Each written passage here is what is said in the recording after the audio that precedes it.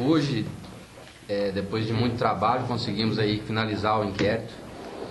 Todos os vereadores que tiveram prisão temporária decretada foram indiciados nos crimes de corrupção ativa, corrupção passiva e organização criminosa.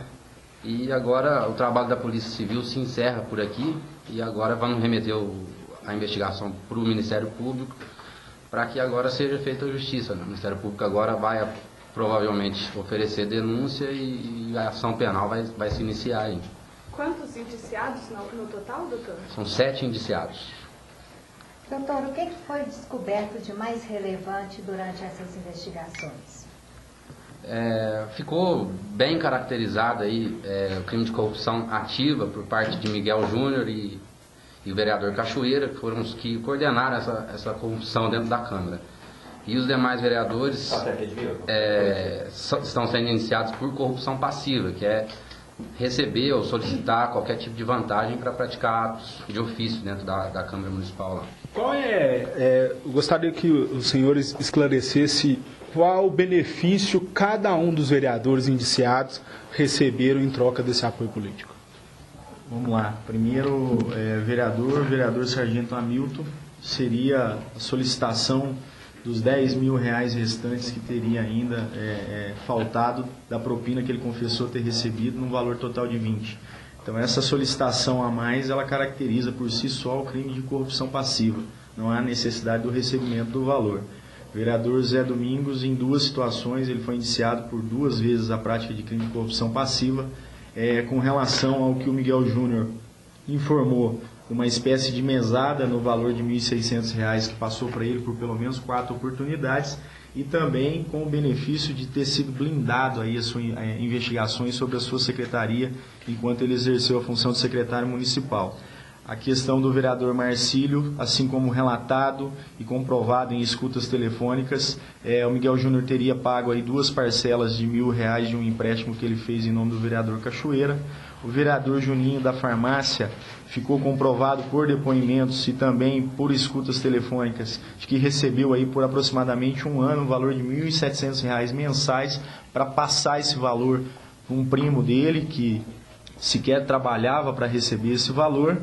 E o vereador Eustáquio, que teria confessado também, chegou a renunciar ao recebimento de propina no valor de R$15.000. O que a polícia vai pedir em termos de prisão, enfim, para esses envolvidos? Não, a polícia está concluindo inquéritos sem entender haver necessidade de representação pela prisão preventiva.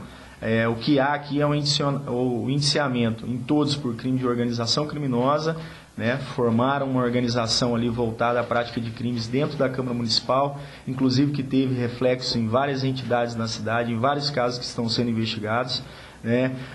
Por corrupção ativa, por 5 vezes, o Miguel Júnior está sendo indiciado como sendo autor. O Cachoeira, por participar da corrupção do Marcílio e do vereador Zé Domingos, está sendo também indiciado por 2 vezes como sendo o grande coordenador, aí, como ele mesmo gostava de se intitular, o capitão do time, para a prática do crime. Aí. E os demais vereadores por corrupção passiva, à exceção também do José Domingos, que está sendo indiciado por corrupção passiva por 2 vezes, pela questão do recebimento da espécie de mesada e pela questão da vantagem de ter sido blindado em sua secretaria.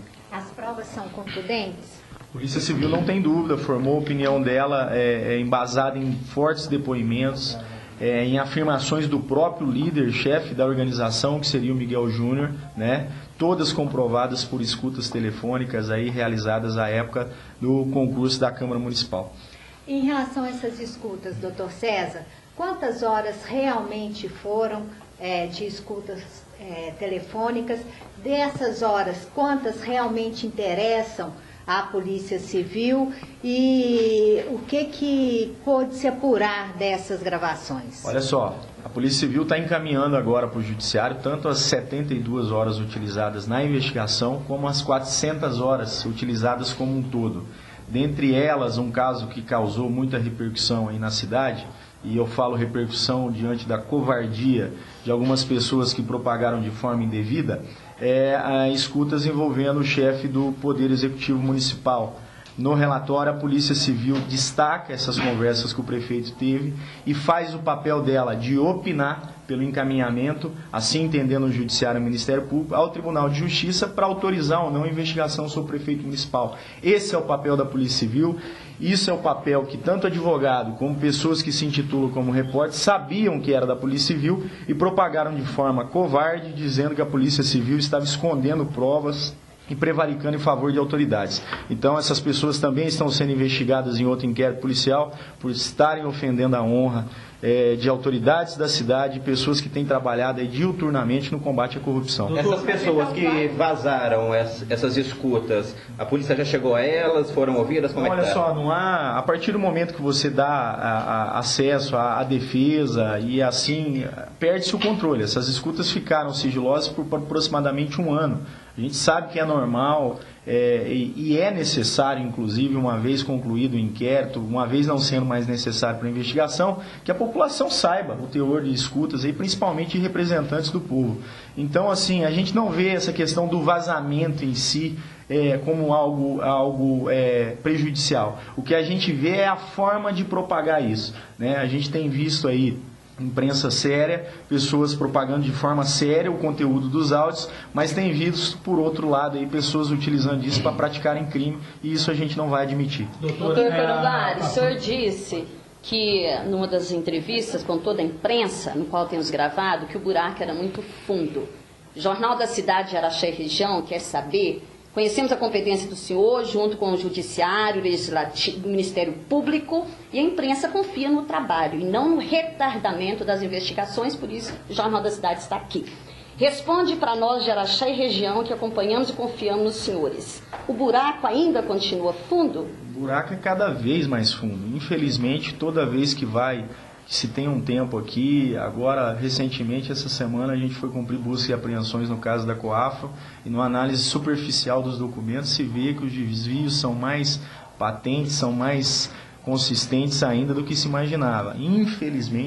Infelizmente, toda essa compra, essa organização criminosa que se formou na Câmara Municipal, ela teve reflexo em vários casos aí de desvios de dinheiro de entidades.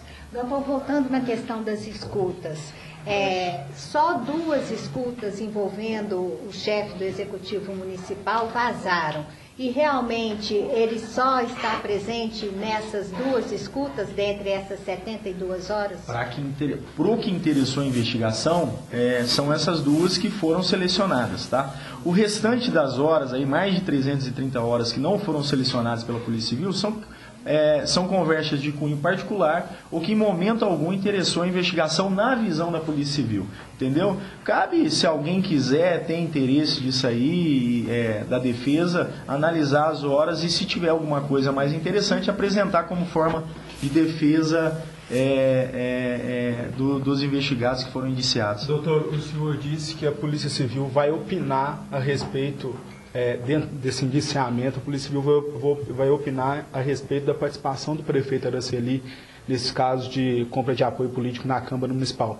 Qual é a opinião da Polícia Civil, portanto? Olha só, a Polícia Civil não está opinando que o prefeito participou de algo. A Polícia Civil selecionou áudios, selecionou informações e está encaminhando a quem de direito para dizer se há elementos ou não. Eu não sou competente, constitucionalmente falando, para dizer se ele praticou ou não algum crime. Quem é competente para autorizar a investigação é o Tribunal de Justiça do Estado de Minas Gerais e vai ser oficiado nesse sentido. A partir do momento que o tribunal dizer há indícios de crime, a polícia, uma vez sendo autorizada, vai proceder às investigações de prática. Fora disso, a gente não pode sequer adentrar no mérito da questão, porque nós não somos competentes para isso. A polícia transcreveu essas gravações e é possível a imprensa ter acesso ao conteúdo das 72 horas? Esse inquérito policial ele está indo com uma única peça faltante. São muitas horas a serem degravadas. Há 40 dias, um único policial tem trabalhado em horário de expediente fazendo as degravações. A gente conseguiu degravar de 4 a 5 dias apenas, de 15 dias de degravação.